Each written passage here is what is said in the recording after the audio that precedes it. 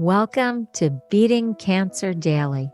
Beating stage 4 cancer for 30 years still takes my breath away every time I say it. I'm Saranne, founder of the Comedy Cures Foundation, and I hope you'll join me for just a few minutes daily for the next 365 days so we may laugh, learn, maybe cry a little as we live our best days beating cancer daily together.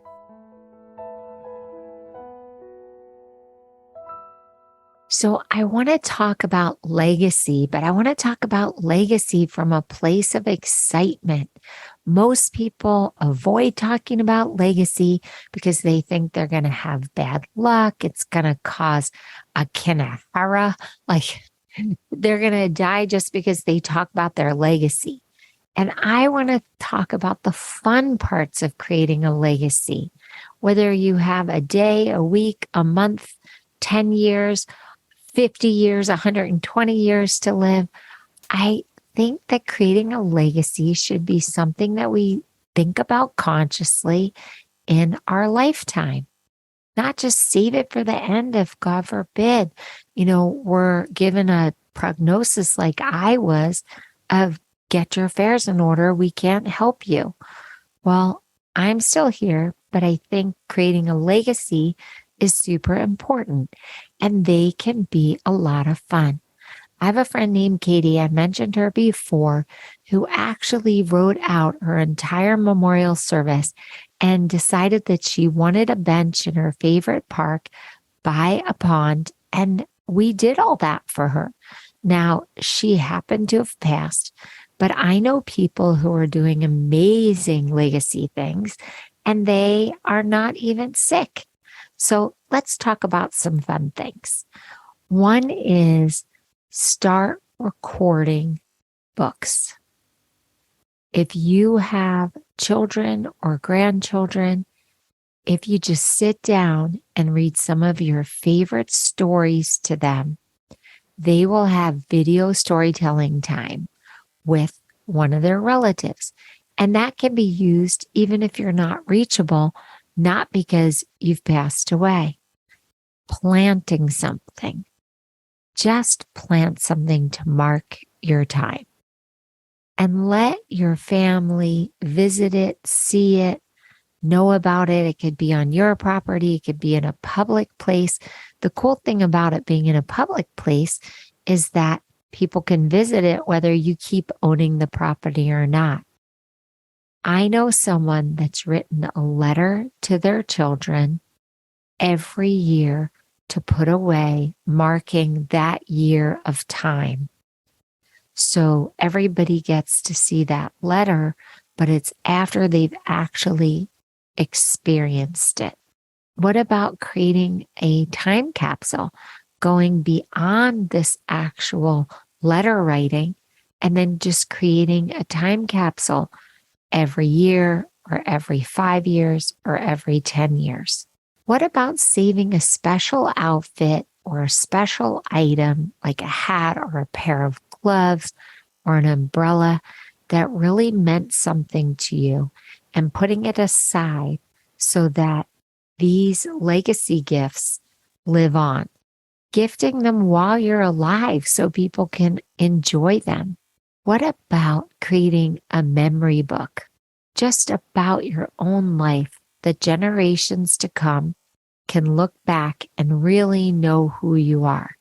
Not just photographs, but your favorite sayings, your favorite thoughts. They do have these keepsake books that are prefabbed where you can just fill them in, or you can get your own scrapbook and do it. What if you donate or create a small legacy so that every year a little bit of money is given in their name from you on their behalf? Now, my grandmother commissioned a portrait of herself that I ended up inheriting. And it's just this very regal, beautiful portrait of herself. I don't even think you need to spend that much money. You can have a local friend who's artistic create even a caricature of yourself or a prettier image of you that they hand draw or watercolor or pastel or use oil paints on. And that's just a really cool idea. Now, because my grandmother had cancer and my mom had red hair stuff was very prominent in my family. So I actually created kind of a little bit of a dark joke that I call tumor humor about wigs and cancer. So here's my little bit of dark tumor humor on heirlooms. You know, cancer runs in your family when wigs are an heirloom. And that comes from the fact that my paternal grandmother had cancer. I had cancer. My mom had beautiful red hair, and I was blessed enough to get that red hair also.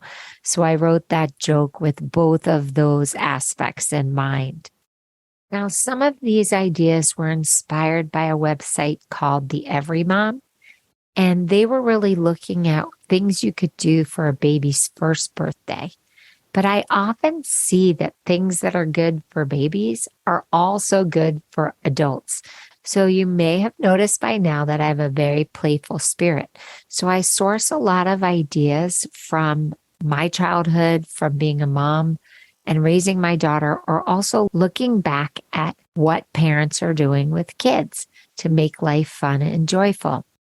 I know the woman that started the site called Memories Live. And I've always wanted to do one of their legacy movies because I find the idea really compelling. Memories Live uses the power of your story to create a legacy movie. I'm actually reading this from their website so that I can get it accurate for you. A Memories Live legacy movie is a film that documents your stories, family history, images, and advice to be treasured by your loved ones. What's really cool about the site is that the woman who started it, Carrie Glass, is a graduate from Rutgers in psychology and fine arts, focusing on photography and videography. She actually worked at a senior home in New York, where she served as an art therapist and director of the art department. She actually was there when a young woman passed away who had 2 children. This is where she got the idea to use the power of film to eternalize loved ones' images, stories, and wisdom. So she reached out to me, and I've always really admired the work that she does. And I just felt like, wow, we should all really be thinking about our legacy and what we want to leave behind as our memory. Let's control our narrative. Don't leave it to an obituary. Let's really think about what we're doing on this earth, what we want to leave behind, and do it before we're so sick that this becomes a chore. Let's do it actively. Why not? So let me know if you have cool ways to create a legacy, things that I may not have thought of or researched. And then maybe I can include them in another episode of the podcast. Go to the Comedy Cures Foundation, comedycures.org, and hit the record button and tell me, or hit the write us button and write me a note. I hope you have a blessed day, and I will see you tomorrow. You know, everybody always asks, what would be a great gift to give somebody newly diagnosed with cancer or re-diagnosed with cancer or just going through cancer for a really long time? And that's one of the reasons why I created the Beating Cancer Daily membership circle, so that I would have a gift to give every time I find out that someone's been diagnosed. So if you haven't already joined for yourself, please go to comedycures.org and check out the Beating Cancer Daily membership circle levels. And if you need a great gift, what an unbelievable opportunity. It starts for as little as $5 per month. The levels change and go up from there. You can even buy a mega gift for somebody. And all of these levels support not only making this podcast, but support the membership circle opportunities, which include so many resources, including live virtual Q&A sessions, live Comedy Cures comedy events, live health builder workshops with Jackie Bryan, RN, and myself, a robust monthly newsletter, plus much more. So if you do want to give yourself a gift or you want to share that with someone you love, please go to comedycures.org and explore the membership levels. Thanks so much. See you tomorrow. Guess what time it is? It's time for me to read the disclaimer.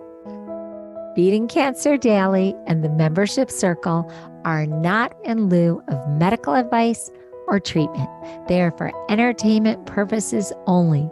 Please consult your healthcare team to review your best strategy. Thanks for listening.